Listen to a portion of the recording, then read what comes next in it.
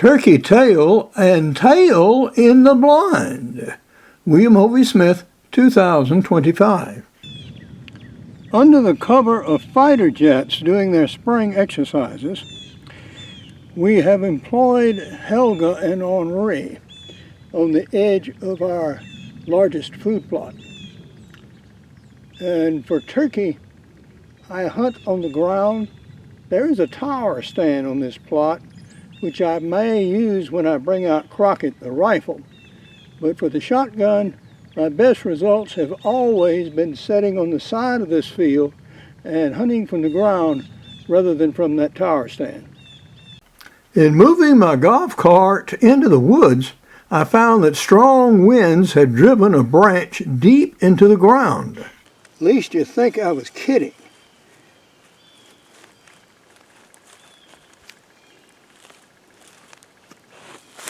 Yeah.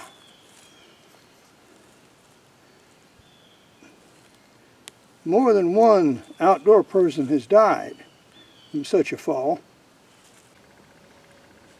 We have turkeys on the blind. Indeed we do. In the way of turkey tail mushrooms, which are edible, particularly when they're newly sprouted like this. They get tougher as they age, but now would be the prime time to harvest them. I missed a turkey a few days ago, and I have made a user modification to my hunting equipment. I've cut the fingertips out of these gloves so this thumb can work the safety on this drilling, because I could not turn it off. I could not manipulate it with this glove, and consequently missed the optimum shot at the turkey.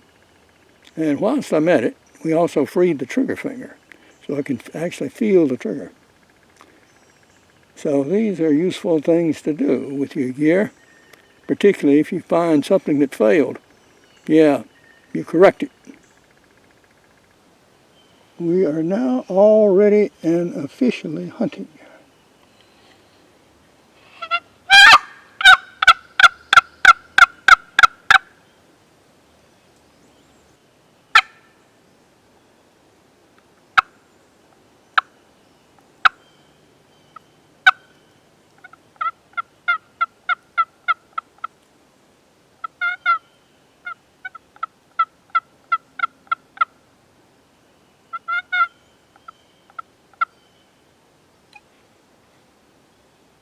We'll call about every 15 minutes to a half hour and see if something's in earshot.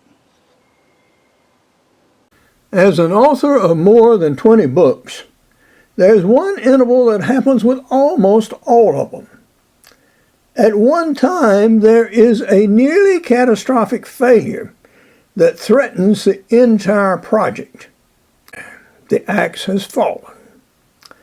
And what it was with using AI to make your own job anytime, anywhere, at any age, it was with the index. Now, I don't know how many of you have actually used an index in recent years. Probably very few. They used to be in all books, but they got dropped from novels, and they are certainly dropped from all the electronic versions of everything, because you can search it electronically. But they are nonetheless very useful in self-cover books which treat real-life subjects like using AI does. If you want to find out something specifically, you can look back into the index and, oh yes, this is where it mentions thus and such, and go to the page numbers and look it up. And so I insisted that an index be put in the book. And I supplied a list of index words for them to use. And in due time, an index was produced, and the final proof book was sent to me electronically, and I looked it over. The interior, yeah, they caught everything there, checked every item. And then I decided to check the index just to make sure. It superficially looked okay, but just to make sure. Well, it was not okay. The first clue was the book has 136 pages. And the last index entry was for 179 pages. The book doesn't have that many pages. Now look more. Nothing corresponded in the book. However that index program worked, it was not working with this format of this book. Oh, you can imagine. Well, I had to call them back and say, yeah, no, this has got to be fixed. And so I'm awaiting the fixing. And we shall see. But this book is extremely useful because it tells you how to come up with an original job idea and then go step by step on how to start your own business in the United States. And I want it to be as easily usable as it possibly can be, including having an excellent table of contents and a good, reliable index. So there we sit, and here we wait. And perhaps in the next couple of days, we will get it back to see it and look at it again. Well, we did have some action here in this field.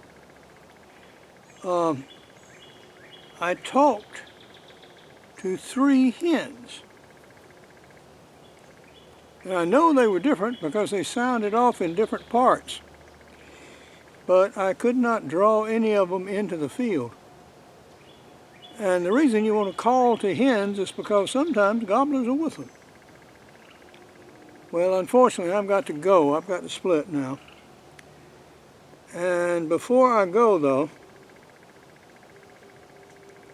I want to tell you about drilling's first turkey. So we have a turkey hunt story coming.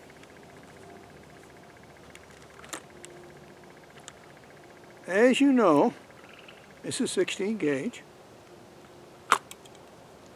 And I bought this gun while I was still a student at the University of Georgia.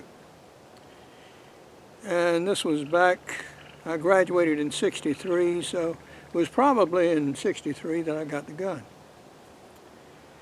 And 10 years later, I was a geologist, and I was working for a company, a minerals exploration company in Tucson, Arizona. And it was spring. And I decided to go turkey hunting up in the Catalina Mountains, which is the mountains immediately north of Tucson.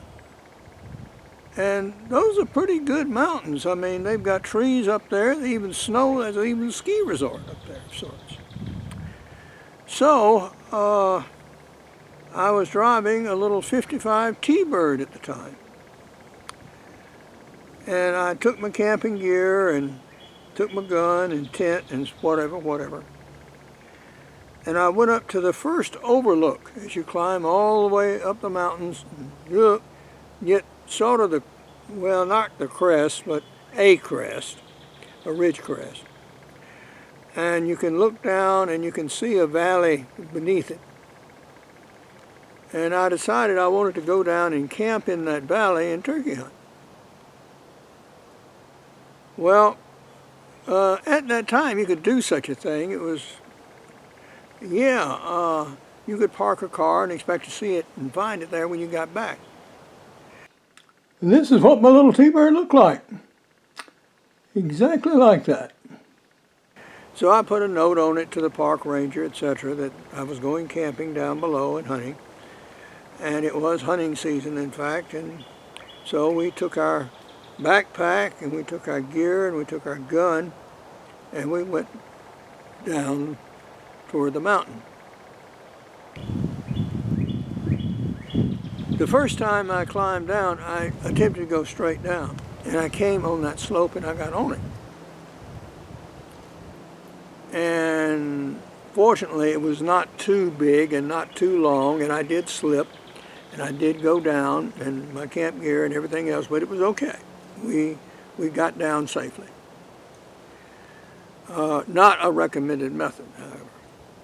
And so we got down to the valley beneath, and sure enough, we found a nice little flat, grassy valley floor down there amongst the trees, amongst the pines. These were ponderosa pines, among others. And so we got our camp and set up quite happily and proceeded to have our meal and sleep over, and then, turkey hunt the next morning. And we hunted that morning, and we saw deer, but no turkey. And finally, in the afternoon, we went back to camp and was sitting there, actually.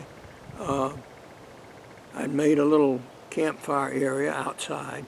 It was nice and damp down there, and I had rocks, and so yeah, there wasn't any great wind, so it was quite safe. And lo and behold, across the creek,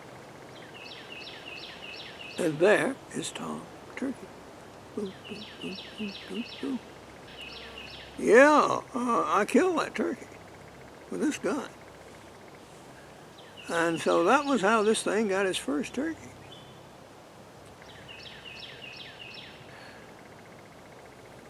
And yeah, it was a chore, not only getting back out with my camp gear, but getting back out with that turkey too. But I was surely not going to leave him behind. So it was a struggle getting back out. Instead of going down or attempting to come up that very slick, smooth slope, I had to go up the valley itself, a rougher path, and much more vegetation. But we fought through with the camp and the gun and all of this. The nice thing about this drilling is I could pack it all up and put it in my backpack rather than having hauled it separately. And that was the way I was able to get it down there. Because that left me with both hands free. I could pull on stuff and pull myself up when I needed to. So that was the story of our sire and son's first turkey. And she had to take one in Georgia. Now it also took a mountain lion in Arizona with a rifle barrel. But that is a story for another day. Next time, we may go after Road Warrior again. While I'm in the field, I'll go up and give that a perfunctory spraying. I've probably got wasp nest in there right now. When I go up there with the Crockett, yeah, I want to have those gone. But now, this is Hovey Smith, reminding you to hunt what you eat and eat what you hunt. Be legal, be ethical, be safe. Goodbye, God bless, and see you next time.